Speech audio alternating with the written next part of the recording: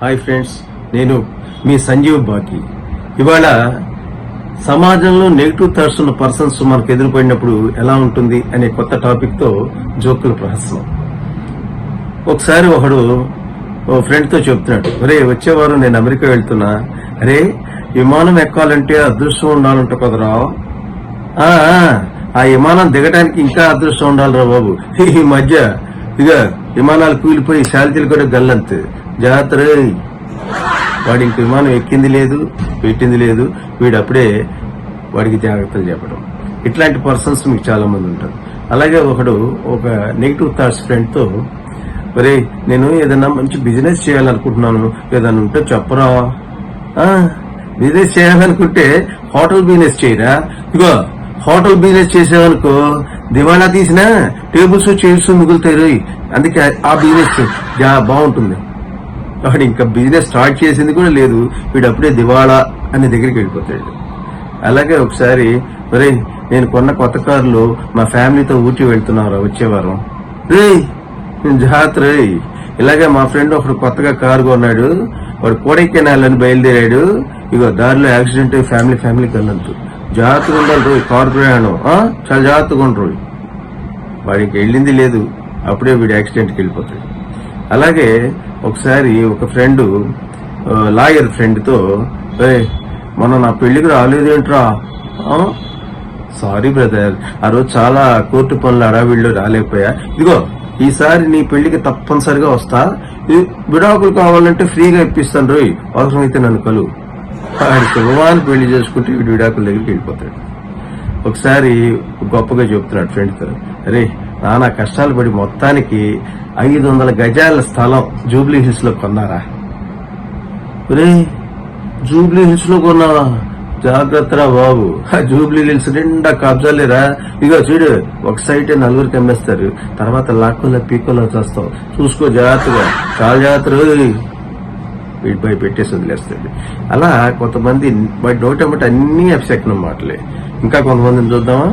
ఒకసారి ఒకడు వెహికల్ కొన్నాడు, వెహికల్ కొని, రే ఈ మధ్య ఈ వెహికల్ అందరూ కొంటున్నారని చెప్పి నేను కూడా ఇదే వెహికల్ తీసుకున్నాను రా.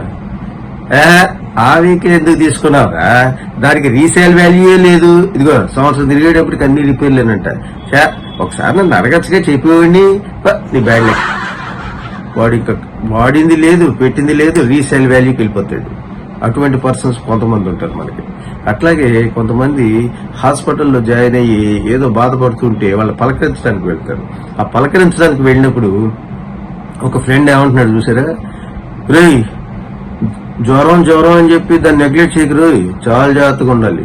ఇట్లాగే మొన్న మా ఫ్రెండ్ ఒకడు జ్వరం అని చెప్పి హాస్పిటల్లో జాయిన్ అయ్యాడు. హాస్పిటల్లో జాయిన్ అయిన తర్వాత వాడికి కూడా నీకు వచ్చినట్టు పొడి దగ్గు వచ్చింది, పొడి దగ్గు జ్వరమే అని నెగ్లెక్ట్ చేశాడు. తర్వాత అది క్యాన్సర్ లో దించి 3 నెలలనే పోయాడు బట. అందుకనే చాలా జాగ్రత్తగా ఉండాలి రోజు, టెస్ట్ అని జాగ్రత్తగా చేయించుకో, నెగ్లెక్ట్ చేయమా. వాడు అసలే జ్వరంతో బాధపడుతున్నాడు, వీడికి గిలిపెట్టి వదులుతాడు వీడు. అటువంటి పర్సన్స్ కొంతమంది ఉంటారు. అలాగే ఒక అతను, అరే లాస్ట్ మంత్ ఆ బస్ స్టాండ్ పక్కన కళ్యాణ మండపంలో మా వాడి పెళ్లి చేశారా, సారీ బ్రదర్ నిన్ను పిలవలేకపోయాను.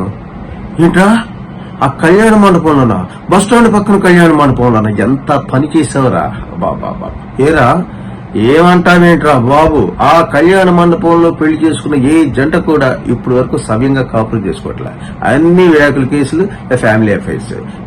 భలేవడిరా, అక్కడ బుక్ చేసేటప్పుడు మా లాంటి వాళ్ళకి ఫోన్ చేస్తే చెప్తాంగా, సరే మరి నీ బ్యాడ్ లెక్క నేనేం చేయలేదు. వాడు శుభమాన్ పెళ్లి చేసుకుంటే వీడు విడాకుల దగ్గరికి వెళ్ళిపోతాడు. ఇట్లాంటి పర్సన్స్ కొంతమంది ఉంటారు.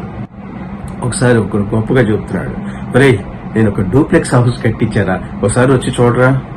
ఏంటంటే డూప్లెక్స్ హౌస్ కట్టించావా, ఈ రోజుల్లో ఎవరు కట్టిస్తున్నారా డూప్లెక్స్ హౌస్, చాలా జాగ్రత్తగా ఉండాలి రే. ఇట్లాగా మా ఫ్రెండ్ ఒక డూప్లెక్స్ హౌస్ కట్టించాడు. వాళ్ళ ఆవిడ ఆ మెట్లు ఎక్కుతూ పైకి కాలు జారి పడిపోయింది, ఇప్పుడు వరకు మంచం మీదే, నడుము విరిగిపోయిందిగా, నేను లేచి నడవలేదంట. అట్లాంటి ప్రాబ్లమ్స్ వస్తాయి డూప్లెక్స్ హౌస్. బలివాడురా, నన్ను అడగాలిగా చెప్పేవాడిని, వాడికి గిలిపెట్టి వదులుతాడు. చాలా గొప్పగా చెబుతున్నాడు, రే మా వాడు బీటెక్ మంచి మార్క్స్ తో పాస్ అయ్యాడు రా. ఏంటి బీటెక్ పాస్ అయ్యాడా, అరే బీటెక్ పాస్ అయ్యి లక్షల మందిరా రోడ్ల మీద తిరుగుతున్నారు ఉద్యోగాలు లేక. బీటెక్ ఏంట్రా ఉపయోగం లేదు. ఇదిగో సీఏ అయ్యుంటే మంచి ఆపర్చునిటీస్ వచ్చాయి. సీఏ చదివించాల్సింది తప్పండి. వాడు బీటెక్ చదివాడు, పాస్ అయిపోయాడు. ఇప్పుడు వీడు సీఏ చదివిపోతే వేస్ట్ అని చెప్పి వాడిని గిలిపెట్టి ఉంటాడు. శుభం అనేది పలకరండి వీళ్ళు. ఇట్లాంటి వాళ్ళు ఇంకా మీకు అక్కడక్కడ తగులుతూనే ఉంటారు. ఈ మధ్య మనందరికీ తెలుసు, ఏదో ఆరోగ్యం కోసం ఆనందం కోసం యోగా క్లాసుల్లో చేరతాం, మనసు ప్రశాంతంగా ఉంటుందని. అట్లాగే ఒకడు ఆనందంగా చెబుతున్నాడు, అరే నేను యోగా క్లాసులో జాయిన్ అయ్యాను రా. ఏంటి యోగా క్లాసులో జాయిన్ అయ్యా? బలువుడు రా బాబు. ఆ యోగాసనాలను వేయమాక, చాలా జాగ్రత్తగా ఉండాలి రో. ఇట్లాగే మా ఫ్రెండ్ ఒకడు యోగాసనాలను వేసాడు, ఒకటి మెడ పట్టింది, ఒకటి నడుము పట్టింది. ఇప్పుడు వరకు లేచి తిరగట్లేదు. ఇగో మొన్న ఒకడికైతే గుడ్డు పట్టేసిద్దరా, 10 లక్షలు ఖర్చు పెట్టినా ఉపయోగం లేదు, పోయాడు.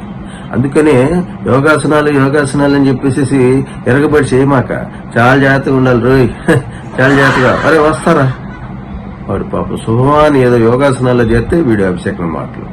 ఇట్లా మనకి ప్రతినిత్యం కూడా ఈ నెగిటివ్ థాట్స్ తోటి మన మీద రుద్ది మన మైండ్ ని ఖరాబ్ చేసేటువంటి వ్యక్తులు మీకు చాలా మంది తగులుతూ ఉంటారు. అటువంటి వాళ్ళు చెప్పిన మాటలు విని ఆ రోజంతా ప్రశాంతతను కోల్పోతారు. కానీ అటువంటి ప్రశాంతతను మళ్లీ పొందాలి, హ్యాపీగా ఉండాలి అంటే సంజీవ్ బాకి సబ్స్క్రైబ్ చేసుకోండి.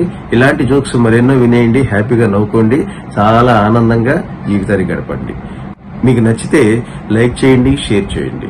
ఇట్లు మీ సంజీవ్ బాకి.